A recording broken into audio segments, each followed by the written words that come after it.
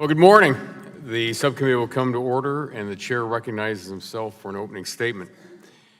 Today's markup represents the most significant step this subcommittee has taken to date to ultimately enact comprehensive legislation on self-driving technologies and services. I'm very happy and appreciative that we take this step together in bipartisanship. The idea of self-driving vehicles once was the stuff of science fiction, comics, TVs, and movies. Think David Hasselhoff and Knight Rider. Today, advanced driving equipment is embedded in cars and pickup trucks, and more sophisticated technology and systems are being designed and tested for the very near future. Accordingly, over the past year and a half, we have attempted to highlight both the significant benefits and challenges of self-driving technology by holding hearings, technology showcases, and real-life demonstrations for our committee members, and by having open and bipartisan dialogue with stakeholders from across the country. Personally, I lost count on how many informative meetings I've had with colleagues and stakeholders. As a result, we have received an outpouring of comments, concepts, edits, and counter-proposals on how best to advance this transformative issue. Why is this all important? One word: safety. We don't have to accept a world where millions of accidents and thousands of fatalities on the roadway are a necessary evil of driving. In a nation of over 320 million, each year approximately 6 million Americans are involved in vehicular accidents, resulting in nearly 2 million injuries. In 2015, over 35,000 people lost their lives on our nation's highways. Early estimates indicate that number increased to 40,000 fatalities in 2016. In my home state of Ohio, sadly, there was a traffic fatality increase of 10% from 2014 to 2015. Traffic deaths are going up, so we must continue to quickly move forward and thoughtfully. Safety will always be our #1 priority, and as a consequence, we need to unleash safety testing and the future deployment of self-driving vehicles. The core of this self-driving legislation underscores our intention to reaffirm the roles and responsibilities of federal and state governments, update federal motor safety rules, and enhance public safety through testing and deployment of self-driving vehicles and technologies. Let me elaborate on two specific issues. One, reaffirming the traditional roles and responsibility of the federal, state, and local governments. And two, raising the cap on federal motor vehicle safety standards exemptions that manufacturers can maintain. First, one of the most important objectives of this legislation is to reaffirm the established roles of the federal, state, and local governments. The need for this framework was laid out by the Obama administration just last year. From the front bumper to the back bumper, whether there's a car, pickup truck, or a van, how the vehicle works and is designed should be the province of the federal government, as has been the case for more than 50 years. That said, the states and localities have an equally important role to play in determining insurance requirements, titling cars, requiring registration, and setting the rules of the road. They get to enact and enforce traffic laws and regulations as well. States will also still be able to offer incentives to entities that are early participants in this field if they want to encourage testing in their state. I'm tremendously proud that my home state of Ohio is actively engaged in working on advanced transportation research and development. For example, the City of Columbus won the Department of Transportation Smart City Challenge last year and is already leveraging advanced transportation technology and initiatives to improve mobility services for its community and the entire state. Less than 40 miles from Columbus, we are also fortunate to have the Transportation Research Center, the TRC, in Central Ohio. TRC is the largest independent vehicle test facility, proving grounds in the United States, and is at the cutting edge of a wide range of transportation R&D, testing, and manufacturing programs. Nothing in our legislation affects these states and local activities and authority. And at the same time, it ensures that self-driving vehicles will not abruptly stop at the Ohio-Michigan state line.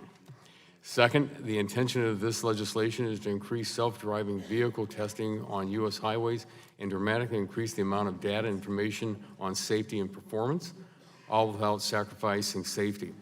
There can be no exemption without showing that there will be no sacrifice to safety. In my remaining time, let me thank all of our subcommittee members for engaging on this important issue. We have great member interest in this issue and have had robust participation throughout. I especially want to thank Ranking Members Pullen and Schakowsky for their good faith work to get us to this bipartisan language we have before us today. and of course, the tireless advocacy of Mrs. Dingle, whose passion for the automobile industry is known to us all. I also want to thank our great staff for their tireless work, which involved weekdays and weekends to get us to where we are today. Thank you. Our work is not done. We continue to perfect language as we prepare to move quickly to full committee markup. I know many members are hearing about franchise agreements, and that is an issue we all need to address. As we move forward to the next step, our doors remain open to everyone who is willing to engage with us. I look forward to advancing this bill to the full committee and building upon our work for all Americans. At this time, I'd like to now recognize the gentlelady from Illinois, the ranking member of the subcommittee, for 3 minutes for an opening statement. Thank you. Thank you, Chairman Letta. I want to join you in expressing gratitude to your staff, to the Democratic Committee staff and my personal staff for all the time that's been spent on this bill, the input from stakeholders ranging from the auto industry itself to the safety advocates, to members of the subcommittee, including Congresswoman Dingle and others who have had input. And the draft before us is the product of bipartisan negotiations. It is not a final product, but I do believe we're moving in the right direction. I remain committed to working with the majority to reach a bipartisan agreement on all sections of the bill before a full committee markup. And let me say that I don't think there's any magic about having a full committee markup next week. We're not going to consider the final on the floor before after the recess anyway. So let's make sure that we get it right. I want to highlight some key improvements that my Democratic colleagues and I worked to incorporate into today's draft. Autonomous vehicle manufacturers would be required to submit safety assessment certifications. That information will help inform NHTSA, NHTSA's future rulemaking, and help build consumer confidence in the technologies. The draft lays out a non-prescriptive framework for NHTSA to update existing safety standards and write new safety standards. We have reached an agreement that NHTSA should have a clear process for granting exemptions and list exempted vehicles in a public searchable database. The draft also includes important safety improvements that go beyond autonomous vehicles. I especially want to highlight the hot cars language, which I've mentioned in the subcommittee many times before already. 22 children have died from heat stroke in vehicles this year. It's time for action, and the language in this draft would be a great step forward. I continue to believe that this subcommittee could further protect safety by providing NHTSA imminent hazard authority and banning sale of used cars that are under recall. I will keep working for ways to advance those safety improvements going forward. State preemption and exemptions remain major issues to resolve, and I cannot endorse this legislation until we have a bipartisan agreement on that language. Right now, in the draft, it's in brackets indicating an agreement that we will continue to work on this, on the language, both on preemption and exemptions. States, as the chairman said, do have a vital role in protecting safety through licensing, traffic rules, liability, and other state laws. We need to preserve that role. In a similar vein, exemption should not be a replacement for permanent safety standards. We will continue to work with safety advocates and industry stakeholders to find common ground. We have made great progress already. In the days and weeks ahead, I have confidence that we can come together on a bill that all members of this committee can support. Clearly, all of us agree that the United States ought to be the leader in innovation, that this is an important role for us to play, that we've made progress already. We don't want to stand in the way of that. At the same time, we want to make sure that all of the consumer rights and safety considerations are part of the legislation, and I think we are on our way to achieving that goal. And with that, I yield back. Well, thank you very much. The gentlelady yields back, and the chair now recognizes the chairman of the full committee, the gentleman from Oregon, for 3 minutes. Thank you very much, Mr. Chairman. I think today marks a really important milestone in our pursuit to provide safer roadways and move forward with transformative and life-saving technology. This subcommittee markup represents our commitment to maintaining an open process and working with our friends on both sides of the aisle to ensure all people have been heard on this extremely important issue. I want to especially thank you, Mr. Chairman, for your leadership on this, and our staff, and the ranking member, Representative Schakowsky, for her good work on this as well, and for demonstrating the commitment to working with members and stakeholders in an open and bipartisan manner. I personally know how many meetings have taken place on this legislative package. There have been a lot of them. And believe me when I tell you that all who want to be heard and offer input have been given that opportunity. At least I hope you feel that way, because we've really tried to have an open process as we move this legislation forward. It's important to get this issue right, and I strongly believe the process that's taken place ensures that we do just that. The technology behind highly autonomous vehicles is stunning. Equally stunning are the latest roadway safety numbers. Almost 40,000 lives were lost on our roads last year. My home state of Oregon, traffic fatalities were the highest they've been in 14 years, increasing at an alarming 20% from the year before. And yet statistics tell us that 94% of accidents are related to human behavior. During our morning commute into work, just look around. We all see folks on their phones in the cars next to us. While NHTSA cannot write a safety standard for human behavior, it can work to advance life-saving technologies, which is the underlying goal of this legislation. The auto industry alone is responsible for more than 7 million jobs nationwide and drives more than $900 billion into the economy each year. We want to see these numbers continue to grow. We want the innovation to occur in the United States and the development to occur here as well. In addition, there are many groups of people who could benefit greatly from better access to transportation. We've heard that in your hearings and in the work groups. There's an estimated to be more than 27 million people with severe disabilities, according to the Census Bureau, and records show that there are more than 47 million seniors in the U.S.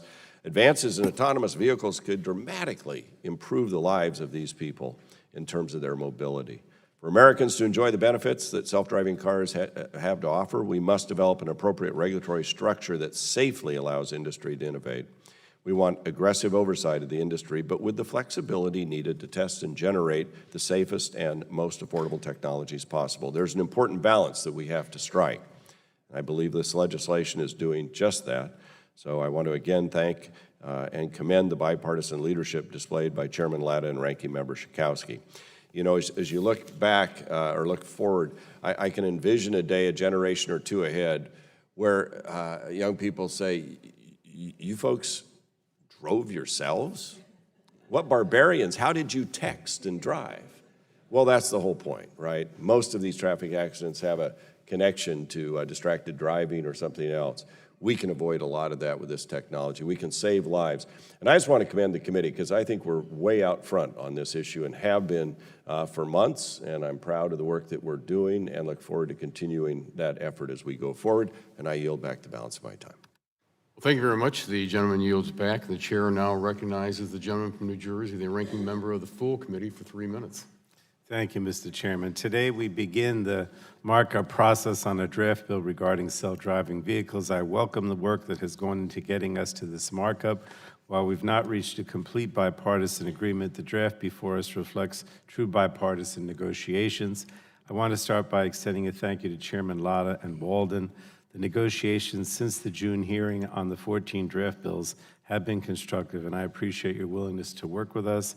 The deployment of self-driving cars is not a partisan issue, and I appreciate your pledge to continue working with us as the bill moves through the legislative process. There are potential benefits for safety in the deployment of self-driving cars. There are also challenges such as increased cybersecurity and privacy exposure risks, and safety issues regarding the interaction between human-operated and computer-operated vehicles. At the June legislative hearing, I pointed out a number of concerns I had with the majority's 14 drafts. We made a lot of progress on many of those concerns. Now the federal government's lead auto safety agency will have an active role in ensuring that self-driving cars can be successfully deployed on our roads. The National Highway Traffic Safety Administration will be required to do rulemakings, and industry will be required to submit safety assessment certifications that detail how their vehicles are tested and function on the road. The legislation also includes a new and important cybersecurity provision. Any manufacturer entering this market must have cybersecurity practices in place before their cars are sold. And because human drivers are going to be driving vehicles on our streets and highways for the foreseeable future, the bill before us also contains legislative initiatives geared towards protecting drivers and passengers, including requirements to ensure kids are not unintentionally left in hot cars and that all new cars have the latest technology in their headlamps. This bill also ensures NHTSA is able to consider whether a car functions as intended, not just whether it meets specific standards. We also encourage NHTSA to come up with a plan on how it can alter testing using ranges so that cars cannot be built just to meet a particular test. Moreover, I'm pleased with the removal of the provision that sought to further limit public access under the Freedom of Information Act. Of course, the bill before us is not perfect. It does not truly deal with data security or privacy, nor does it include an authorization of appropriations for NHTSA to help it handle these major changes in auto technology. And yes, more work needs to be done. We still need to deal with the broad preemption and bracketed exemption issues. I'm committed to continue to work towards addressing these issues. And again, our ranking member Schakowsky said, I always prefer if these issues are addressed before the subcommittee markup, because that's the point of our subcommittees, to do the work. And I know now some of these things are going to go to full committee. I am concerned, as Ms. Schakowsky said, that we won't have enough time to do this next week. And so again, Mr. Chairman, because it wouldn't go to the floor till September anyway, I would urge that if we don't have enough time, that we not have a full committee markup next week, because I think this should be bipartisan, and it can't be if we don't have enough time to work this out. I want to thank Ranking Member Schakowsky for working tirelessly to get us to this point, as well as other members of this subcommittee for the work that they did on this bill, and I yield back. Thank you very much. The gentleman yields back, and the chair now recognizes the gentleman from Michigan for 2 minutes. Well, thank you. So we can forget about the Jetsons. The future of the automobile is here, and the automotive industry is completely revolutionizing how we are going to get around for decades to come.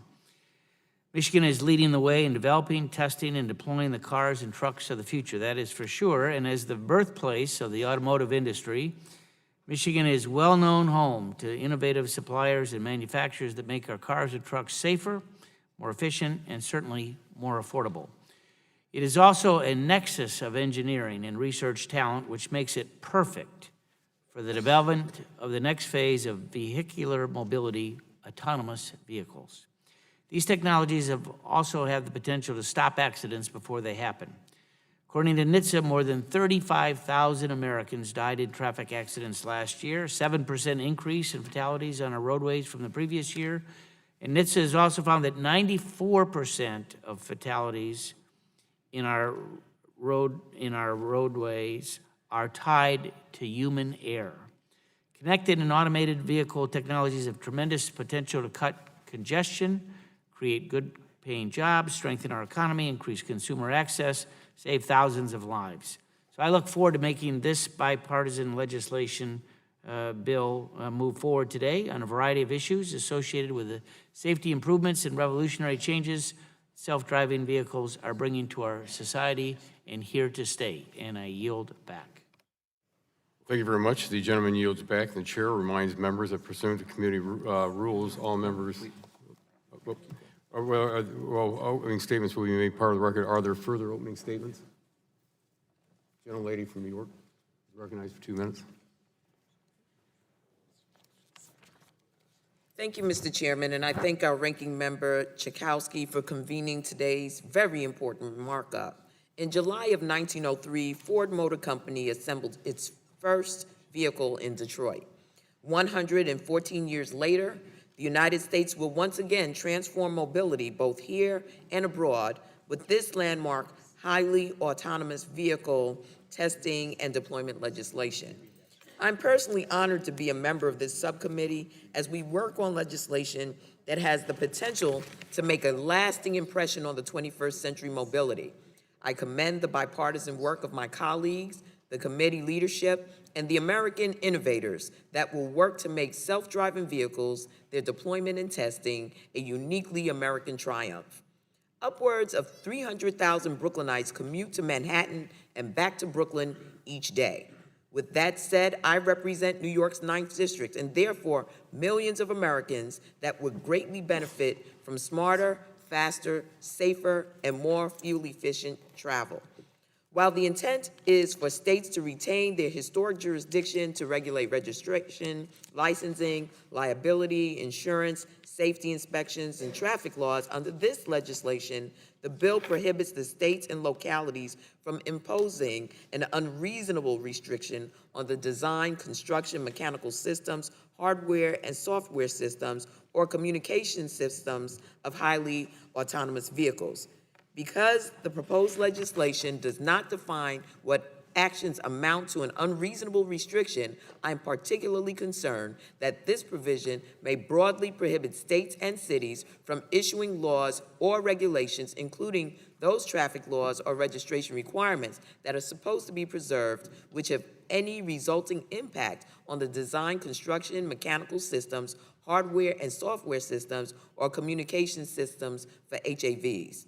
As we move to full committee, Mr. Chairman, may I have your assurances that we will continue to negotiate to address these issues and further define unreasonable restriction? As the gentlelady from, the ranking member from Illinois mentioned, that we're also going to have a colloquy, but I think it's important that as we move forward that we look at all the issues, and our committee staffs are working together, and we'll keep working with everyone. Awesome. Finally, I'm pleased that this legislation requires companies to develop a more comprehensive cybersecurity plan which can mitigate, correct, intersect, and identify imminent threats. Fostering consumer confidence will include ensuring an established system built to protect sensitive information in our information age. Thank you very much, and I yield back. The gentlelady yields back, and the chair now recognizes the gentleman from West Virginia for 2 minutes. Thank you, Mr. Chairman. Mr. Chairman, as we move through this highly automated vehicle legislation through the committee process, I'm looking forward to working with you. You know, I have my reservations, but I believe there's a way that we can resolve a lot of this.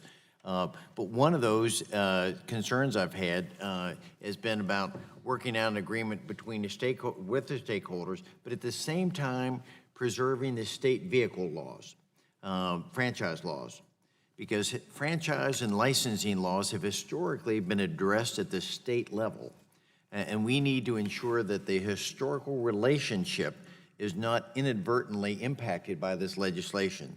So in those coming days, I'm hopeful we can finalize some kind of agreement that not only preserves and takes care of the stakeholders and the objectives that this committee is trying to achieve, but also takes care of the franchisees and the historical relationship. I yield back the balance of my time.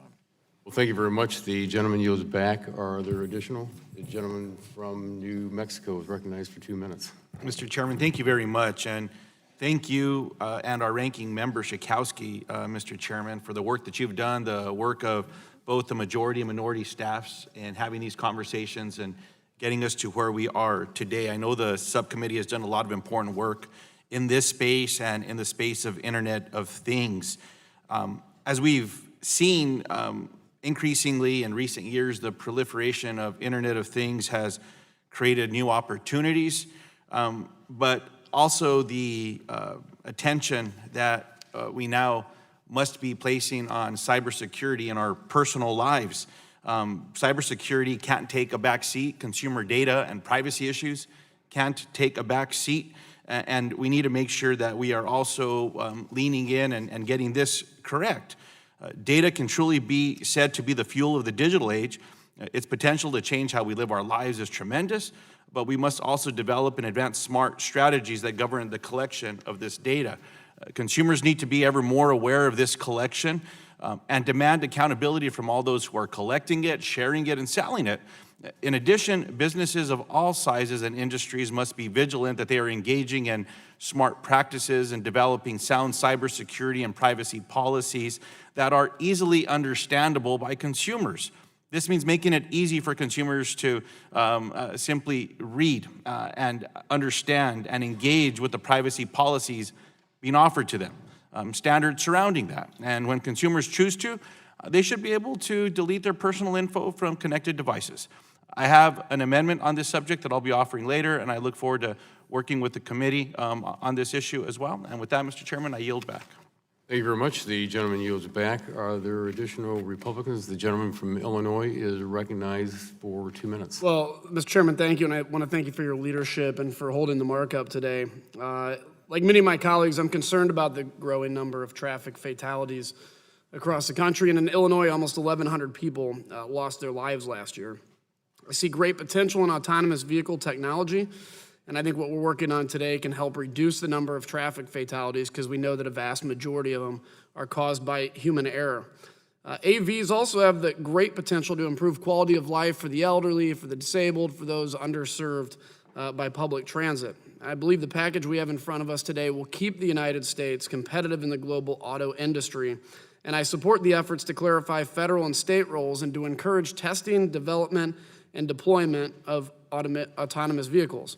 And I'm also very interested in the cybersecurity aspect of what we're dealing with today. As we all know, no one can honestly promise that their system is perfectly secure. That doesn't mean we should stop innovating, however. It does mean that we need the industry and government to work together to ensure that our roads remain safe. Creating a federal advisory committee will improve the communication between the public and private sector and hopefully help to highlight the issues before they become a crisis. Again, Mr. Chairman, I want to thank you for holding the markup and for moving these proposals forward, and I yield back. Thank you. The gentleman yields back. Are there additional? The gentleman from California is recognized for 2 minutes. Thank you, Chairman Latta, and also Ranking Member Schakowsky. We're in an exciting age for the automotive industry. When I was a young boy, people said they would be flying cars by the year 2000. Well, it's 2017, and our travel is definitely more land-based than the cartoon, The Jetsons. But 2017 for cars is exciting, partly because of the legislation we're marking up today.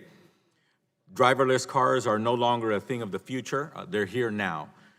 They're being designed by our engineers, built by our manufacturers, and tested on our roads right here in America.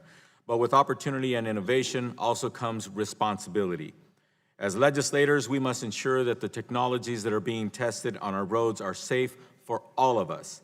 As a member of Congress representing the great state of California, I know that our state is fiercely proud of our innovators and firmly protective of the rights of our citizens. Being a Californian and a legislator and a former small business owner has helped me work on policy that spurs innovation and also helps hold our businesses to the high standard that our communities deserve. California and Los Angeles have been working on integrated infrastructure for years, and I hope they can continue to be part of the discussion as this legislation moves forward. Thank you to the Ranking Member and Ranking Member Schakowsky and Chairman Latta, as well as my Republican and Democratic colleagues and all of our staff on both sides of the aisle for working so hard on the draft of this bill. I was glad to see that some of the points I've advocated were included, like making sure the advisory council this bill sets up examines the impact autonomous vehicles might have on our employment and labor force. I look forward to working with all of you as we continue to improve on this very important legislation. I yield back. Thank you very much. The gentleman yields back, and the gentleman from Indiana is recognized for 2 minutes. Thank you, Mr. Chairman. Self-driving cars will play an important role in rural communities. Throughout rural America, transportation concerns are real. Oftentimes, this translates into issues with receiving important medical services. As a former cardiovascular surgeon, I know firsthand hospitals are not in each town, but rather several towns over or quite often even much further away. The potential for self-driving cars has to get people the care they need cannot be overstated. With the technology of self-driving cars existing today, I believe it is important that the federal government is transparent with states and localities when automated vehicles are being tested or deployed on their roads. I believe this legislation does just that. The Highly Automated Vehicle Testing and Deployment Act of 2017 draft ensures that a publicly available database is created so that states and localities are aware of which cars have been granted exemptions from NHTSA. The goal of this approach is to ensure that states do not have to dig through the Federal Register to find information about exemptions. There will be an adjustment period when we all are still learning about the different kinds of highly automated vehicles on the road. This is a simple provision that ensures that the federal government improves communication with states about exemptions with regard to automated vehicles. I applaud the hard work of this committee, and I'm happy to support the legislation, and I yield back. Thank you very much. The gentleman yields back, and the chair now recognizes the gentlelady from Michigan for 2 minutes for an opening statement. Thank you, Mr. Chairman. I want to start by thanking you and Ranking Member Schakowsky and Pallone and the staff on both sides of the aisle for all of their hard work on this bipartisan draft legislation. I know many people in this room haven't had a lot of sleep in the last few days. The draft we're considering today lays out a responsible framework for the development of highly automated vehicles that puts safety first and foremost, as it must. There are still some issues that we need to resolve, but I strongly support the direction the bill is headed and hope that we can continue our bipartisan progress towards introducing consensus legislation as we head to a full committee markup. With this legislation, we have the unique opportunity to reshape American innovation for generations to come. We cannot let this opportunity slip us by. This is fundamentally an issue of international competitiveness. Automated vehicles are going to be developed, whether we like it or not. The question is whether the United States will remain in the driver's seat as opposed to China, Japan, or even the EU, who are also making significant investments in this space. If we are serious about promoting high-tech jobs and want this next great wave of manufacturing and R&D to take place here in the United States as opposed to overseas, then we need to have a strong, flexible regulatory framework for highly automated vehicles that always puts safety first. And like every member here today, I worry deeply about cybersecurity and privacy issues. It is so important that we get this right because it is going to impact this country for decades to come, which is why I want to applaud the thoughtful and deliberative process that has led us to this point and will hopefully lead us to a successful conclusion. There's never been a more exciting time to be in the auto industry. Highly automated vehicles have the promise of saving lives, decreasing crashes, improving mobility for seniors and the disabled community, reducing congestion on the roads, improving energy efficiency, but only if we in Congress get the policy right. Today's draft bill is a major step in the right direction. I look forward to continuing our work towards bipartisan consensus legislation to ensure that we stay at the forefront of innovation and technology in this country. Thank you, Mr. Chairman. Thank you very much. The gentlelady yields back, and the chair now recognizes the gentlelady from California for 2 minutes for an opening statement. Thank you, Mr. Chairman. We have often discussed the vast amount of lives lost on U.S. highways, perhaps 40,000 in 2016. Sadly, traffic fatalities are increasing in California, with the state suffering a 2% increase in 2016. When you consider that estimates predict self-driving vehicles can save 300,000 lives per decade, we can understand why this legislation is so incredibly important. That importance is magnified when we account for other societal benefits like reducing congestion and commuting times in busy Southern California. I especially want to highlight the expanded testing provisions in this legislation. As we know, California is home to numerous tech and ride-hailing companies. These companies have already developed many innovations that have significantly improved our daily lives. By ensuring that these companies can conduct testing, this bill sets the table for that creative development to be applied to self-driving vehicle development. The information gathered from this testing and the enhanced industry competition will ultimately play a key role in furthering the development of this important technology and public safety. Thank you, and I yield back. Thank you very much. The gentlelady yields back, and the gentlelady from California is recognized for 2 minutes. Thank you very much, Mr. Chairman. Let me just say I'm pleased with the direction of the legislation we are considering today. And while there are a number of unresolved issues, specifically the preemption and exemptions provisions, the bill is an improvement over the legislative hearing drafts. As I said at that hearing, I want to find a path to safely and expeditiously test and deploy autonomous vehicles. We all recognize the life-saving potential of AVs, but we need rules of the road so that consumers can trust this new technology. That's why in 2012, the state of California passed a law to create a pathway for testing AVs and has been one of the most active states in rolling them out. Since then, NHTSA has turned its attention to AV testing and deployment and proposed a framework for federal and state AV regulation.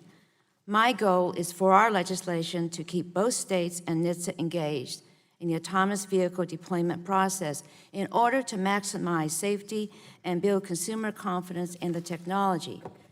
In order to do this, I support clarifying state and federal regulatory roles and allowing states to continue to protect the safety of their residents. I work closely with the state of California on this issue, and I'm concerned about the proposed language, but I appreciate that we all recognize that this provision is a work in progress, and I remain committed to working with the chairman and ranking member to find a solution before the AV bill goes to full committee. I also appreciate the inclusion of provisions that would create a level playing field in order to open testing to manufacturers that are not traditional automakers. AV technology is sparking innovation across the country, and I support allowing innovators from all industries to test their systems in a responsible manner. This competition will ultimately benefit consumers and safety. We made significant progress in a very short period of time, and I am gratified that the committee is now working together on a bipartisan basis to allow our constituents to see the benefits of AVs in the future. And I do look forward to continuing to work with the chairman and ranking member on the outstanding issues on the bill we are considering today. And I hope that there will be a final draft before the full committee that we can all support. Thank you, and I yield back. Thank you. The gentlelady yields back, and the chair now recognizes for 2 minutes the gentleman from Mississippi, the vice chairman of the subcommittee. Thank you, Mr. Chairman, and thank you for calling today's markup to continue the subcommittee's work on self-driving cars. In addition to the safety benefits, this technology is of particular interest to me because of the opportunities that self-driving vehicles will provide to Americans with disabilities, including those with intellectual disabilities. As many of you have heard, my wife and I have a son, Livingston, who's now 28, who cannot drive, but wants to go everywhere. So it creates many challenges on a day-to-day basis, including my wife getting him to and from work most every day. So that issue in the disability community of that lack of transportation is widely viewed as one of the top impediments to advancement and success in society. Barriers to adequate transportation contribute to a lower rate of employment, education, and income. Self-driving cars have the potential to offer individuals with disabilities improved mobility options, which will help address those transportation issues. The legislation creates a forum for the disability community, manufacturers, suppliers, and other stakeholders to work together on how best to address the needs of the community that could see incredible benefits from self-driving vehicles. More than 3.8 million veterans have a service-connected disability. Self-driving cars have the potential to improve mobility access for those who have sacrificed so much for our country. This technology has the potential to transform the daily lives of such an important part of our social fabric, and we cannot let this opportunity to meet their transportation needs bypass us. I'm confident that industry, the states, every stakeholder will have the ability to work together and to see that we take care of the disability community and work on those particular industries and issues that are so important, I believe, to the community. So we don't want to take anything for granted. This is something that has a profound possibility to impact us in a great way. We look forward to working through this. With that, I yield back. Well, thank you very much. The gentleman yields back, and the gentleman from Texas, I believe, is in line, or unless you, gentleman, well, the chair recognizes the gentleman from Vermont. Let me yield to it, and I'll speak after Peter. Okay, thank you. All right. Thank you very much. This is pretty exciting. Number one, we're getting something done together. Number two, it's incredibly important what it is we're working on. And there's really 4 issues. One, the AVs are coming, and it's a question of whether we're going to be on the front edge or lagging behind. And this legislation is going to give us a boost. Second, safety has to be a primary concern. First and foremost, to protect lives of people who may be endangered. But secondly, because any big safety accident would be a decades-long blow to the confidence that's required in order to move ahead. Third, as many of my colleagues have said, we've got to have security and we've got to have privacy. And those are big and challenging issues in this space and other spaces. But fourth, there is an issue with the local dealers that others have mentioned. One of the big challenges of technology and globalization is how it's undercutting the strength of our local economies. And we want to do everything we can to promote localization of economies, even as we unleash innovation that has global implications. And our local auto dealers, Mr. Chairman, are really critical elements in a local economy. They do an awful lot. They provide a lot of jobs. They provide a lot of support to that local economy. So there is an issue that I hope we can clarify. It's the concern of the preemption language. As it reads now, the language would preempt any state law relating to the design, construction, mechanical systems, hardware and software systems, or communication systems of highly autonomous vehicles. And there is a concern that the National Auto Dealers Association has, and I share, that this may preempt state franchise laws which allow dealers authority to sell new and used vehicles. So that's an issue that I hope we can work out, and I'm confident we can between now and the final markup. And I yield back. Thank you, Mr. Chairman. I appreciate that, and I thank the gentleman for yielding back, and the chair now recognizes the gentleman from Oklahoma for 2 minutes for an opening statement. Thank you, Mr. Chairman. And just by the sheer number of opening statements, we can tell that this committee is working together on something that's vitally important to the committee. Thank you again for your leadership on leading this. And I would just want to express some interest on why this is important to everybody, because my state's not unique to anybody else. But in 2015, there were 643 car crash related fatalities in my home state in Oklahoma. From 14 to 15, these deaths increased by 4%. Traffic safety is something that impacts every state, and this legislation is much needed and is a step forward in protecting people on the roads. Literally, just the other night, I got woke up at midnight, and one of my state reps had called me, and he was on his way to the hospital because his sister was in a serious accident. So everybody can tell a story, but this is more than just technology. It's about safety. So once again, I want to thank the committee staff, yourself, your leadership in this, and we're moving in the right direction. And I think we're moving in the right direction by giving the flexibilities to the automakers, to the investors by doing so. So thank you again for your leadership in this, and I look forward to working with the committee. Thank you very much. The gentleman yields back, and the chair recognizes the gentleman from Massachusetts. Thank you, Mr. Chairman. I will be brief. I want to echo I think the sentiments from my colleagues on both sides of the aisle and congratulate the chairman and ranking member for getting us here today. Important step forward. Great to see the committee coming together and working comprehensively on an important package that I think when it does come to the floor, I hope does strike that, make that investment in innovation and an important statement about innovation and our ability to continue to put American ingenuity at the forefront around the world, and echoing many of my colleagues from across the aisle, ensuring the safety not just of passengers in vehicles, but civilians as well, and pedestrians as well. I applaud everybody for going through this process and working out a number of issues to get us to, I think, a place that has broad-based support today. I would echo Mr. Welch's comments and highlight the fact that there are 2 thorny issues still left around preemption and exemptions. I am confident that we will get there. I hope that we will be able to continue to move forward in a way that keeps everybody at this table collectively to ensure that the final product here, when it does come for our final markup and then onto the House floor, that it does come with a broad statement of bipartisan support, because I do think that's important going forward.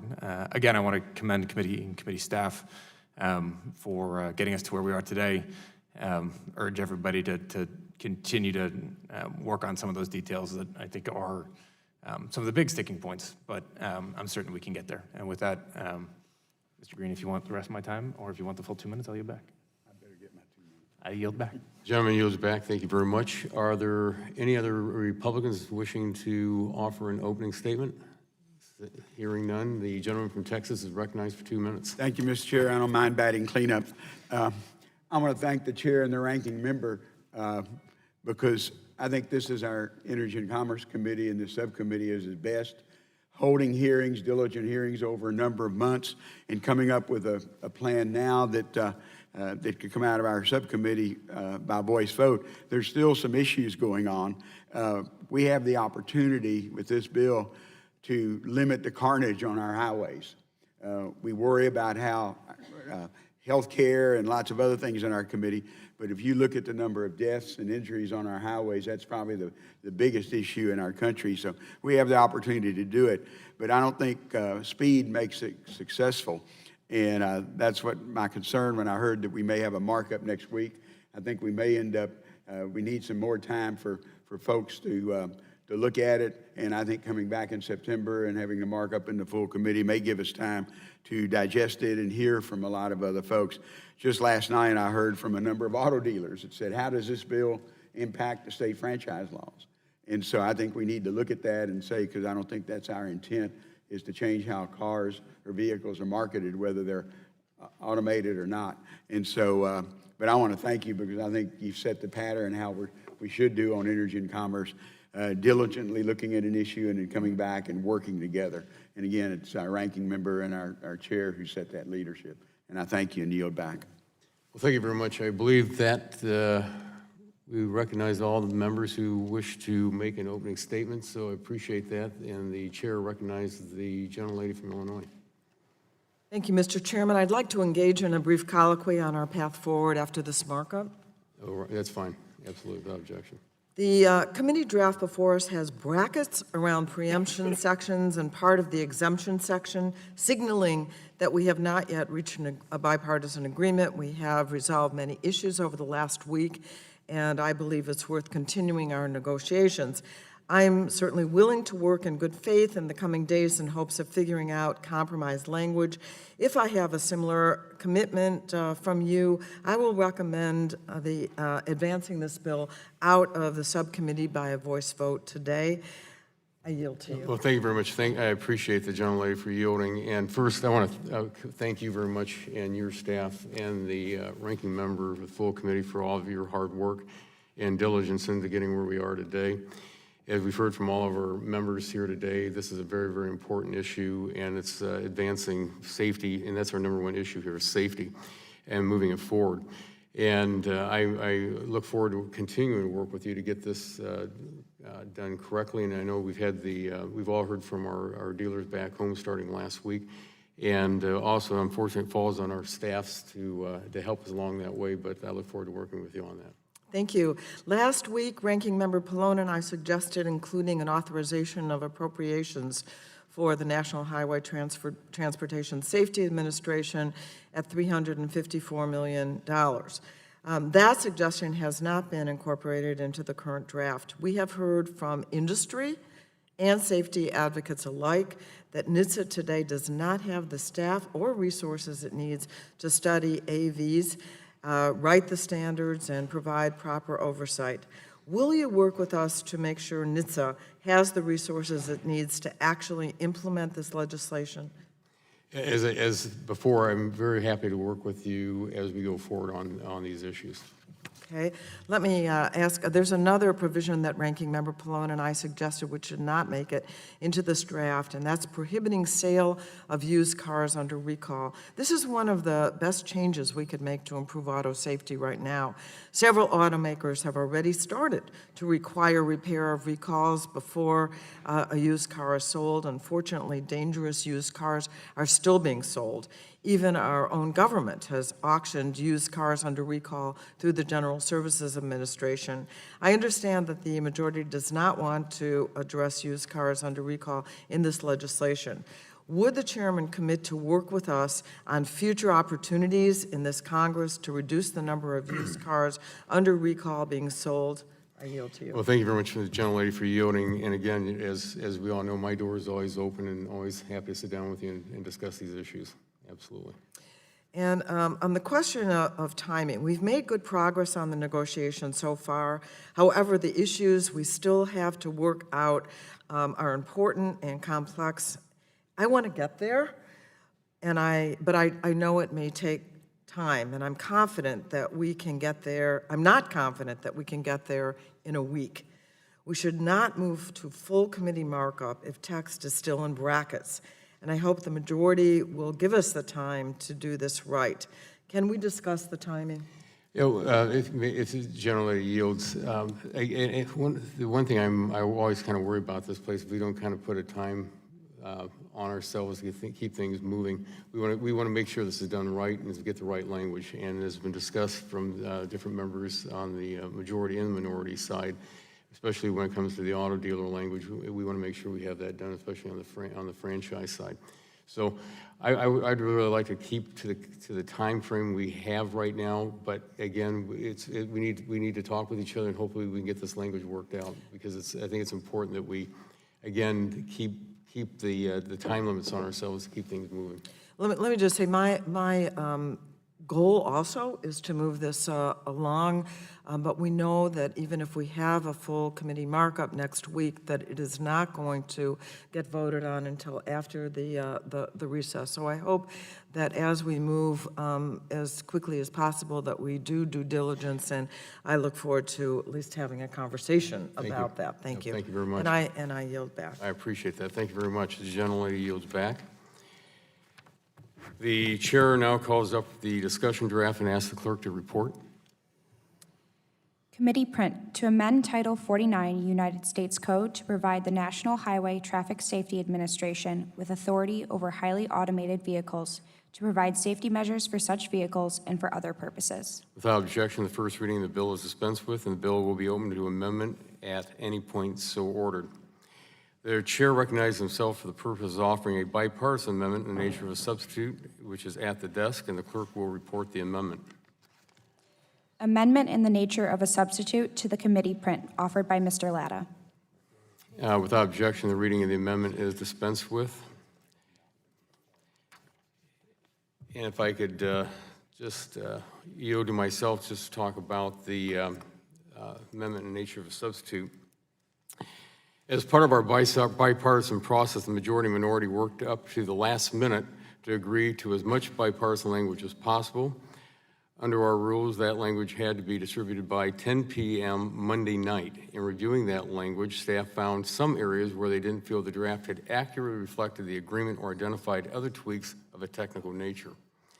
This amendment reflects those updates to reflect the agreement as accurately as possible. I am sure that there will be other language that will need perfecting as we move forward, and of course, we still have a couple outstanding areas that need to be discussed. And we will continue to work together in a bipartisan manner, and I am quite hopeful that as we move through this process, we'll resolve all remaining issues. Are there any bipartisan amendments to the amendment in the nature of a substitute? The chair recognizes the gentleman from West Virginia. Mr. Chairman, I have an amendment at the desk. The clerk will report the amendment. Amendment to the amendment in the nature of a substitute to the committee print offered by Mr. McKinley. Without objection, the reading of the amendment is dispensed with, and the gentleman from West Virginia is recognized for 5 minutes in support of his amendment. Mr. Chairman, the draft before us creates a federal advisory committee within the Traffic Safety Administration. that tasks subcommittees to examine the impact of highly automated vehicles on certain issues. The amendment I'm offering with Mr. Welch from Vermont would direct the advisory committee to include examining the impact of highly automated vehicles in rural communities and areas of the United States that present geographic challenges. Rural communities obviously present different challenges from cities and suburbs. An individual from a town of 100 using an automated vehicle trying to get to a doctor's office is far different than it is from someone in a community of 1 million going 4 blocks to get to their doctor's office. Mr. Chairman, the overall issue that I heard time and time again during the opening remarks about safety. And all of us want to know if a highly automated vehicle is going to be safe enough to place our 6-year-old granddaughter as that vehicle travels in potentially challenging geographic areas. So as we proceed through this committee process, I'm looking forward to ensuring that these important topics like that are included in the Federal Advisory Committee's workplace. Mr. Chairman, I was intending to yield Mr. Welch has returned, so yield to Mr. Welch if he'd like to add some comments to that. Well, I do, and thank you, Mr. McKinley. It is different in rural areas. There's different challenges.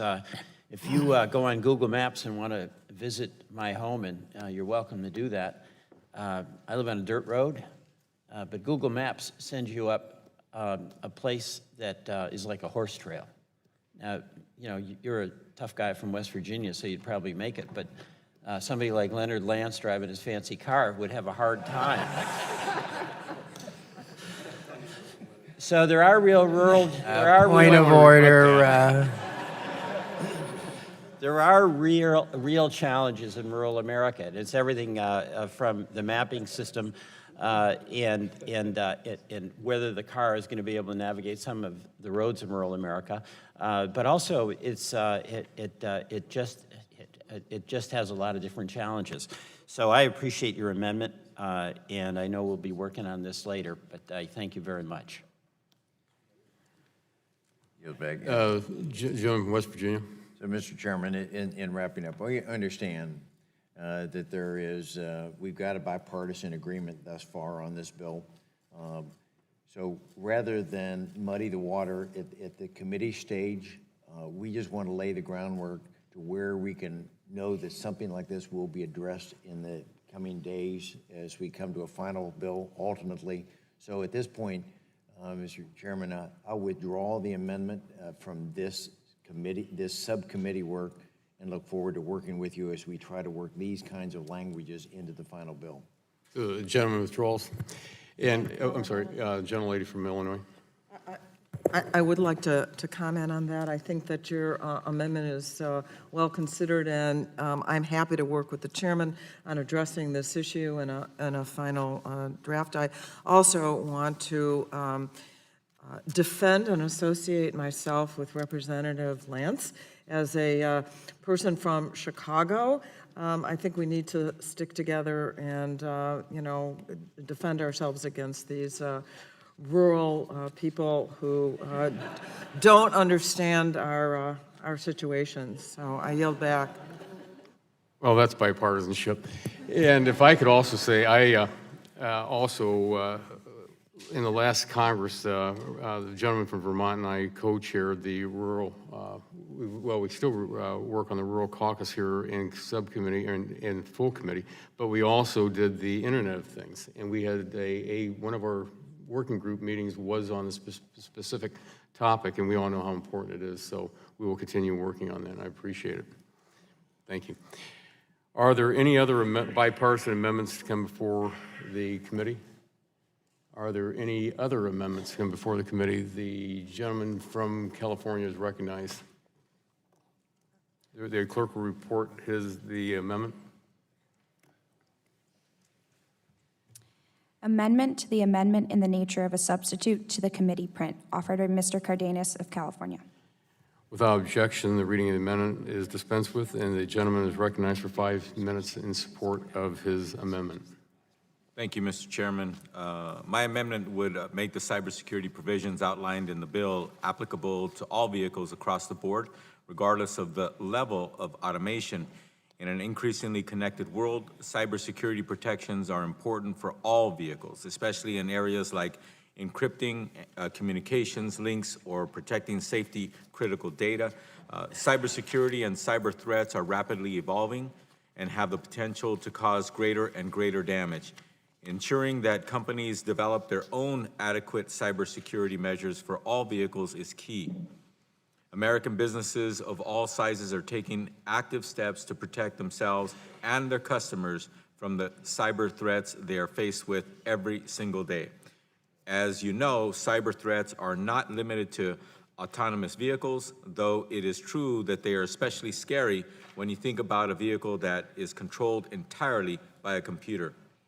Many of the vehicles that are currently on our roads are already connected to the internet, making them potential targets. My amendment recognizes this across-the-board threat and makes the cybersecurity provisions in the bill applicable to all vehicles in the United States.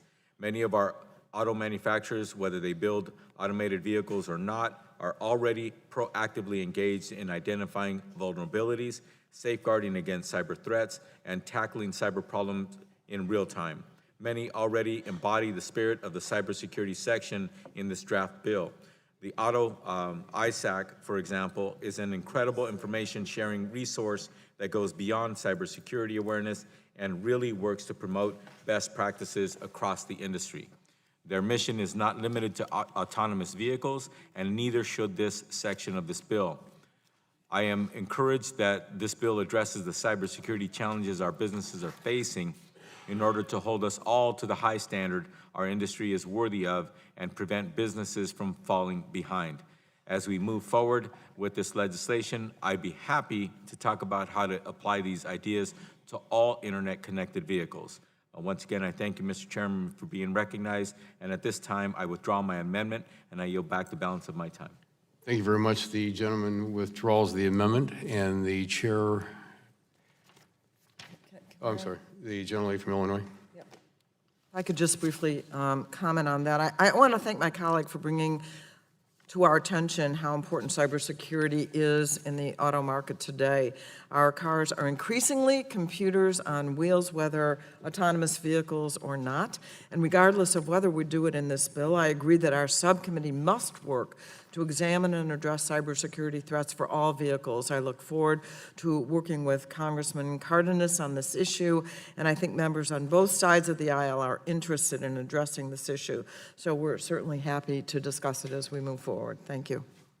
Thank you very much. The gentlelady yields back. Are there other amendments to come before the subcommittee? The chair recognizes the gentleman from Illinois, and what purpose does the gentleman seek recognition? Thank you, Chairman. I have an amendment at the desk. The clerk will report the amendment. Amendment to the amendment in the nature of a substitute to the committee print offered by Mr. Kinzinger.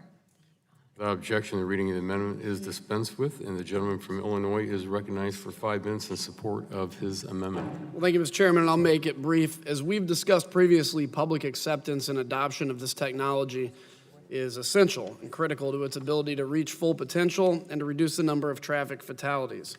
Addressing concerns about cybersecurity is an important piece of building trust and ensuring the public that these vehicles are in fact safe to deploy. I commend the committee for including a section in the bill requiring developers of highly autonomous vehicles to have cybersecurity plans in place. However, I think the section should be improved to ensure any cybersecurity blind spots can be addressed early through partnership and collaboration. We've seen through the Automotive Information Sharing and Analysis Center that collaborative efforts lead to best practices and identification of vulnerabilities. We have an opportunity today to learn from this model and to build on its successes.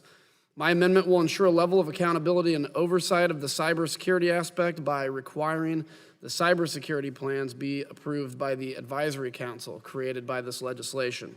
As written, the draft bill provides no mechanism to ensure the cybersecurity plans fulfill the requirements of the section. I do look forward to working with the committee and anyone else that's interested in approving this section of the bill. in understanding of how we're going today and some potential changes before full committee, I will ask unanimous consent to withdraw my amendment, and I'll yield back. Without objection, the amendment is withdrawn. The chair now asks, are there any other amendments come for the subcommittee? The gentleman, does the gentleman seek recognition? Mr. Chairman, I have an amendment at the desk. The clerk will report the amendment. Amendment to the amendment in the nature of a substitute to the committee print, offered by Mr. Lujan. Without objection, the reading of the amendment is dispensed with, and the gentleman from New Mexico is recognized for 5 minutes to support his amendment. Thank you, Mr. Chairman. My amendment is pretty straightforward and minimally intrusive. It simply requires that the different industries that are developing and operating connected cars and autonomous vehicles have privacy plans in place for consumers. Many of the manufacturers and operators of autonomous vehicles are already being proactive on this issue, and I applaud their efforts. However, with the proliferation of connected vehicles becoming ever more complicated to consumers and the collection of data much greater, it's even more critical that we ensure that the connected car ecosystem is respecting consumers' privacy and giving them choices. When someone decides they want to sell a car, how easy is it for them to clear their personal data off that vehicle? How do the procedures for managing personal data change from car to car? When you plug your smartphone into the vehicle, is it collecting data proactively? Are you being presented the option opt-in or opt-out the moment you first see it? You know, I know that when everyone that is still on iTunes, there's a few of us that are older in our ears that still subscribe to many different technologies out there. How many of you are reading that full agreement before you just want to hear that next song get played? There needs to be an effort to make this in a very simple, clear platform to folks. We've talked about successes. I know Chairman Walden, Ray Baum have been instrumental in efforts with truth in billing, whether it's on our mobile phone bills or things of that nature. I'd like to think of this as a Bill of Rights, if you will, just something that's very clear and concise, highlighting what protections are truly out there. These are important questions for the entire IoT landscape, and my amendment helps to ensure that we're taking these questions seriously to Congress and encourage the proliferation of what's going to be coming our way with innovation and technology.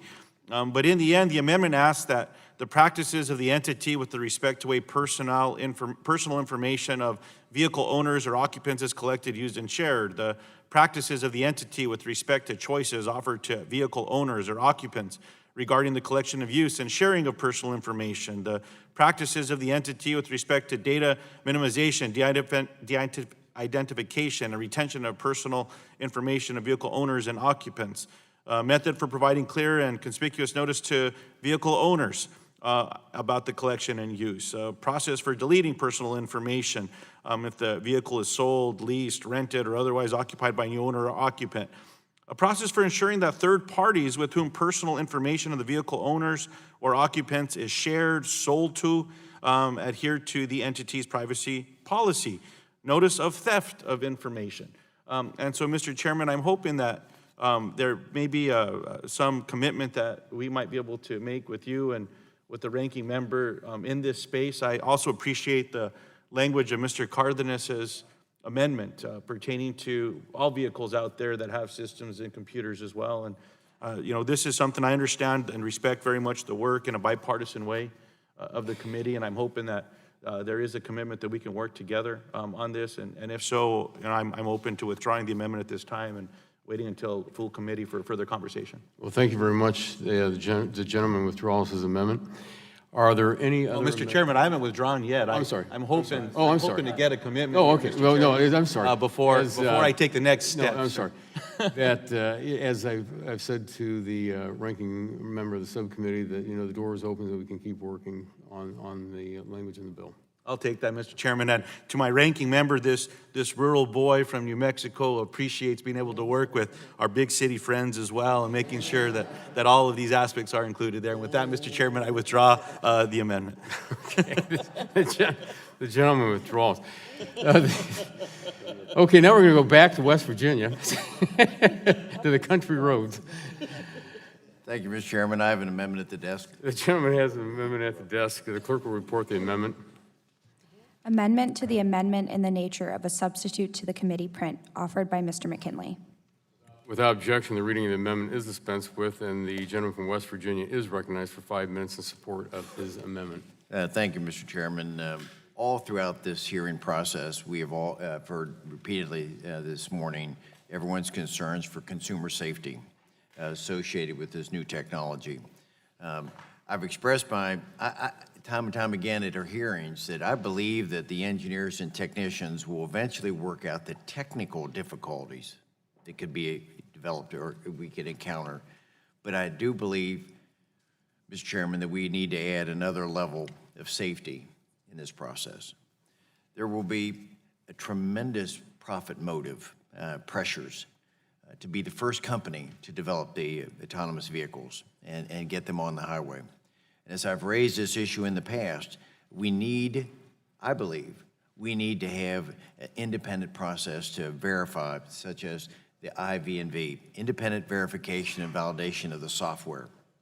Now, for those of you that, and we raised that during the hearings about that, and I saw a lot of blank faces, I would strongly encourage you, those of you that have your smartphones, is to get out and try to find out, learn about IV&V. Because what we're going to find out is that this process is a risk management tool that's used throughout government, and it's used in the private sector as well, to give us some increased comfort that the software that's been developed works. It works under all conditions. Now, we know from history that we've had when we've tried to rush things, mistakes happen. We had that when the shuttle accident with NASA occurred back in 1986, that we tried to move something. And as a result of that, NASA was one of the first government agencies to develop an IV&V so that they could do that verification of the software. Because you don't want to have a spacecraft on its way to Mars, and when you push the signal to use the thruster on the left and it doesn't work, and we lose billions of dollars in that effort. We want to verify how this is going to work under all circumstances with it. We also know there was an example that we did not use, and again, the people testified here during the hearing when we came out several years ago when Obamacare's website was, all the flaws in the website. They didn't verify and they didn't validate that their software was going to work.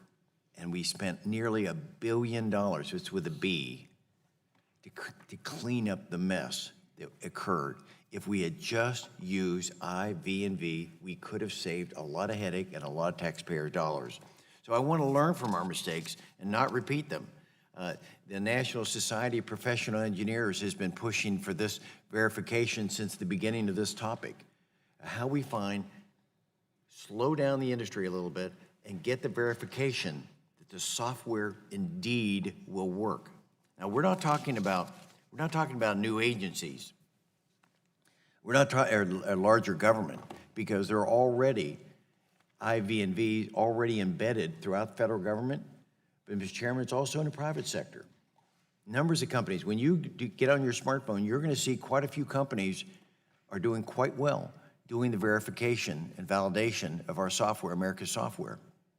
So we know in the federal government, we have it in the FDA, we have it in DOD, and we certainly have that capability with NASA. Let's just slow down and make sure that whatever's coming out is this profit motive is going to be huge. Let's make sure that this thing works. So, and we have that capability. I want to be able to, I want to put my granddaughter in a car someday and not ever worry that she's going to be able to get to where she needs to be. And I think if we do a little bit of homework to make sure that we've got risk management tools that have been tested in the marketplace, that we're going to be okay, that we're going to have something that we can trust putting out on the market for people. So my amendment requires that the agency to take into account this third-party verification when they establish their approval process. They don't have to start a new agency, just contract with somebody. Just verify that this thing works. Give us all a greater sense of comfort. That, Mr. Chairman, I know as we've said earlier, we've talked about this. We weren't able to get it into this draft at this stage on that. and I know we're going to be pushing as we go down we've got an agreement now on this one. I'm willing to withdraw that as long as I can hear from you that this concept of IV&V, verification of risk management, control over our software can be considered as we develop this bill into the future. Well, thank you very much. The gentleman yields that, as I've told everyone, we want to make sure we keep working because, again, we have to make sure that safety's first, safety last, safety always. And those are commands I hear a lot, and we want to make sure. So we'll continue working with you on that. And so the gentleman withdraws his amendment? I will withdraw as long as you understand that in the next, as we come to our final bill, we'll have more safety verification. We'll have verification the software can be included in this. Oh, and as I said, our staffs will all be working together. Thank you very much. I withdraw the amendment. Are there any other amendments to come before the subcommittee this morning? Hearing none, if there's no further discussion, the vote occurs on the amendment in the nature of the substitute as amended.